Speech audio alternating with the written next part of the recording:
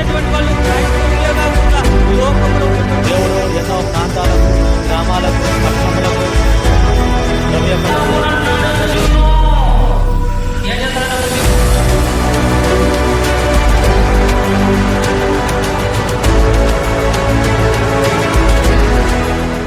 యోహాను సువార్త జాగ్రత్త వినాలండి. యోహాను సువార్త 14వ అధ్యాయము 2వ వచనం ప్రియులారా చదువుతారు ఎవరన్నా? నా తండ్రి ఇంట అనేక నివాసములు కలవు, లేని ఎడల మీతో చెప్పుదును. బాగా వినండి, జాగ్రత్త వినాలి ప్రియులారా, బాగా వినండి. నా తండ్రి ఇంట ఎన్ని నివాసాలు ఉన్నట? ఎన్ని? 5, 10, 20? ఎన్నండి? అనేక నివాసములు కలవు, లేని ఎడల నేను చెప్పుదును. ఉన్నవి. తండ్రి ఇంట అనేకమైనటువంటి నివాసాలు ఉన్నవి, మీరు లేవనుకోదండి. ఒకవేళ లేకపోతే అవి నేనే చెబుతాను అంటున్నాడు. తండ్రి ఇంట అనేక నివాసాలు ఉన్నాయంటే ప్రియులరా, లేని ఎడల నేను మీతో చెప్పుదు. చదవండి. నేను వెళ్ళి మీకు స్థలము సిద్ధపరిచిన ఎడల నేనుండు స్థలములో మీరును ఉండులాగన మరలా వచ్చి నా యొద్ద నుండుటకు మిమ్మల్ని తీసుకొని పోవుదనని వెళుతూ వెళుతూ వెళుతూ వెళుతూ ఒక విషయం చెప్తున్నాడు. నా తండ్రి గింట అనేక నివాసములు కలవు. లేకుండా మీకు చెప్తాను, స్థలము సిద్ధపరచడానికి వెళ్తున్నాను. స్థలము సిద్ధపరిచిన తర్వాత నేనుండు స్థలమున మీరుండు లాగున వచ్చి మిమ్మల్ని తీసుకొని పోతా అని చెప్పాడు.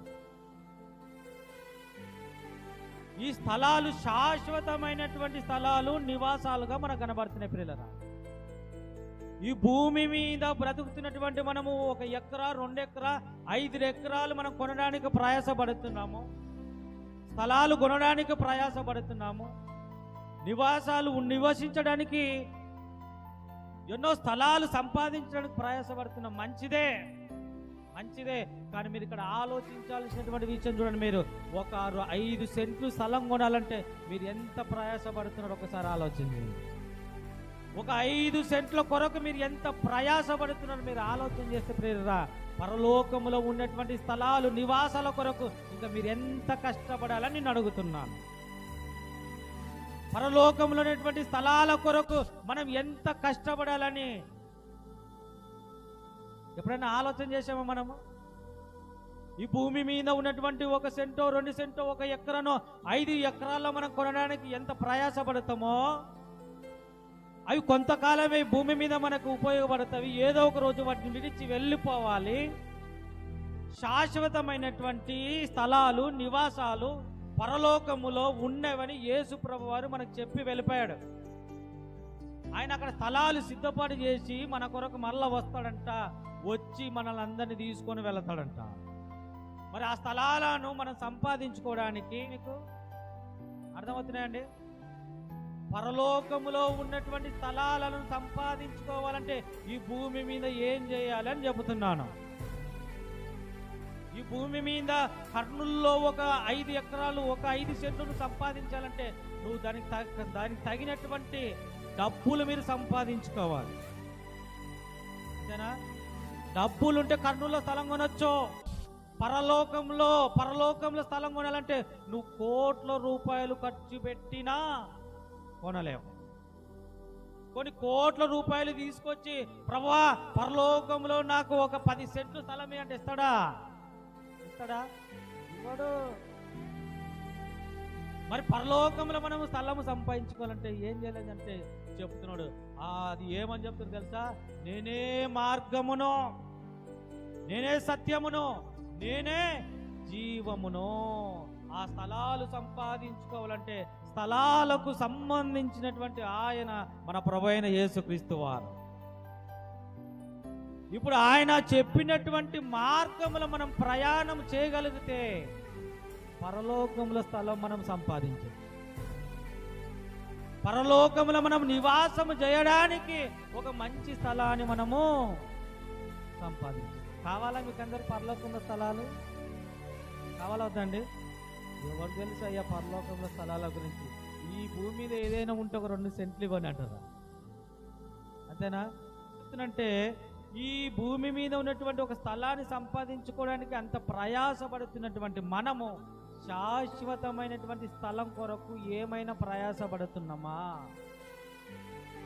ఒకవేళ ప్రయాసపడాలంటే ఇప్పుడు ఏం చేయాలంటే మనము ప్రభువైన యేసుక్రీస్తు చెప్పినటువంటి మాటల ప్రకారం మనం బ్రతకాలి, బ్రతుకు తీరాలి.